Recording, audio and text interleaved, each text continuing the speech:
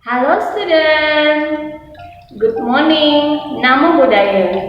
Jumpa kembali dengan Teacher Yohana di video pembelajaran tematik kelas 5. Apa kabar Ananda semua? Teacher berharap kalian semua dalam keadaan sehat, semangat, dan selalu ceria. Teacher juga ingatkan, jangan lupa untuk menjaga kesehatan serta mengikuti protokol kesehatan dengan baik. Pada kesempatan kali ini, teacher akan mengajar tema 3, subtema 3, dan pembelajaran yang kelima. Nah, sebelum teacher menyampaikan materi yang hendak Ananda pelajari, terlebih dahulu teacher akan memberitahu tujuan pembelajaran yang harus Ananda capai. Pertama, dengan melakukan survei, siswa mampu mengidentifikasi berbagai macam penyakit yang memengaruhi organ pencernaan manusia. Kedua, dengan berlatih memeragakan iklan yang telah dibuat, siswa mampu menjelaskan isi iklan dan mendemonstrasikan iklan elektronik. Dan yang ketiga, dengan berkreasi merancang motif batik, siswa mampu mengidentifikasi bahan dan alat serta membuat rancangan karya seni rupa.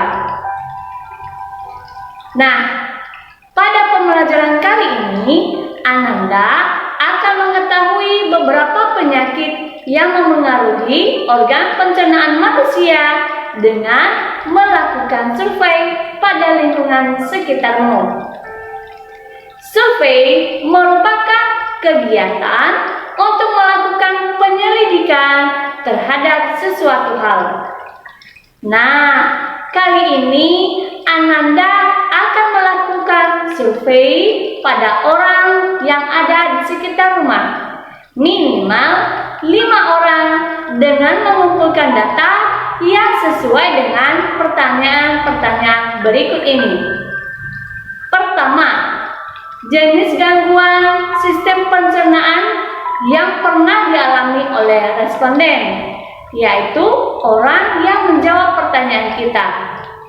Kedua, tindakan yang diambil pada saat responden mengalami gangguan tersebut. Ketiga, seberapa parahkah gangguan yang dialami oleh responden? Keempat, apa penyebab gangguan sistem pencernaan yang dialami oleh responden? Kelima, sedalam apakah tingkat kesadaran responden akan pentingnya menjaga kesehatan sistem pencernaannya? Keenam, seberapa sering responden mengalami gangguan tersebut? Dan yang ketujuh, tindakan apa yang diambil oleh responden agar tidak terserang gangguan tersebut kembali? Setelah Ananda mendapatkan informasi dari kegiatan yang telah dilakukan tadi, buatlah rangkuman dan kesimpulan dari hasil survei dalam bentuk poster seperti pada buku tema 3 halaman 108 di kertas A4. Nah, pada pertemuan sebelumnya, Ananda sudah mempelajari bagaimana cara membuat rancangan sebuah iklan.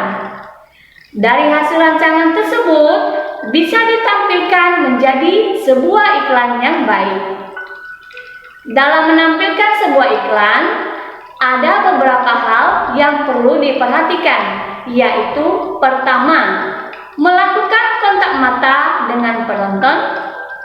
Kedua, tidak menutupi pandangan mata penonton. Ketiga, menggunakan suara yang lantang, intonasi yang jelas, serta ekspresi yang tepat dan sesuai. Dan yang keempat, menggunakan bahasa tubuh yang baik dan penuh percaya diri.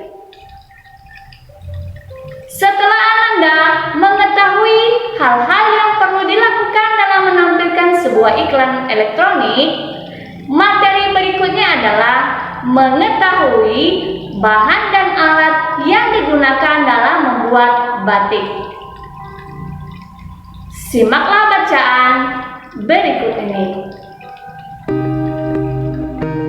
Keragaman tidak menghalangi sebuah bentuk kerjasama, malah sebaliknya, keragaman justru semakin memperkuat kerjasama. Indonesia sangat kaya akan keragaman budaya, antara lain terlihat pada keragaman seni rupa daerahnya. Karya seni rupa daerah yang terdapat di Indonesia antara lain seni batik, ukiran, dan anyaman. Karya seni rupa di setiap daerah memiliki ciri khas masing-masing yang dipengaruhi oleh kreativitas seniman yang membuatnya, budaya daerah setempat, ketersediaan alat dan bahan baku, teknik yang dipakai, fungsi benda yang dibuat, serta unsur keindahan. Karya seni rupa yang disebutkan tadi merupakan contoh karya seni kriya yang pengerjaannya ditekankan pada keterampilan tangan. Seni kriya batik telah lama dikenal di Nusantara. Cara dan teknik pembuatan batik ternyata memiliki kesamaan di hampir semua wilayah di Indonesia. Yang membedakannya adalah pada penggunaan warna serta motif batik tersebut. Karya seni batik di Indonesia dibedakan menjadi dua, yaitu pertama, batik tradisional dengan ciri-ciri sebagai berikut, yaitu coraknya memiliki makna simbolik, umumnya bermotif ular, pagoda, geometris, serta barok. Warnanya cenderung gelap, misalnya hitam, coklat kehitaman, atau putih. Dan yang terakhir, motif batik merupakan ciri khas daerah asal. Jenis batik yang kedua adalah batik modern dengan ciri-ciri seperti berikut ini. Pertama, coraknya tidak memiliki makna simbolik khusus. Yang kedua, umumnya bermotif tumbuhan dan rangkaian bunga. Ketiga, warna cenderung bebas, misalnya biru, merah, atau ungu. Dan yang keempat, motif bukan merupakan ciri khas daerah asal. Alat-alat yang digunakan dalam membuat batik yaitu pertama, malam atau lilin atau parafin. Kedua, canting. Tiga, kain. Empat, wajan dan kompor. Dan yang kelima, gawangan, yaitu tempat untuk meletakkan batik yang akan digantung. Nah, berikut ini adalah contoh-contoh dari batik yang berasal dari Indonesia.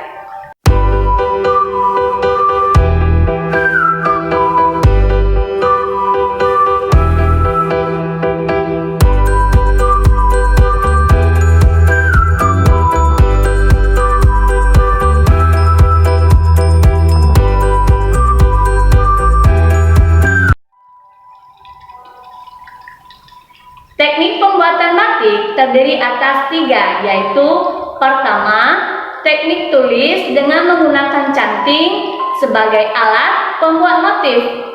Kedua, teknik cap menggunakan stempel yang di atasnya sudah berbentuk ragam hias batik. Dan yang ketiga, teknik cetak atau sablon.